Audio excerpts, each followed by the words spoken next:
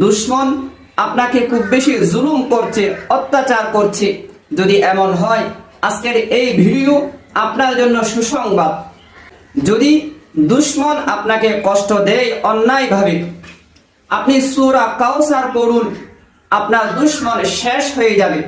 আল্লাহ বলেন, ইন্না আ'তাইনাকাল কাউসার, আমি আল্লাহ আপনাকে কাউসারের মালিক বানিয়ে দিলাম এবং আপনাকে অনেক কল্যাণ দান করলাম। ফাসাল্লি লিরাব্বিকা ওয়ানহার, সুতরাং আপনি আপনার প্রভুর জন্য সালাত আদায় করুন, নামাজ পড়ুন এবং কুরবানি করুন। ইন্না শানিআকা হুয়াল আবতার, নিঃসন্দেহে যারা আপনার দুশমন তারাই নির্বংশ, তারাই লেজ কাটা, তাদের অস্তিত্বই একদিন থাকবে না।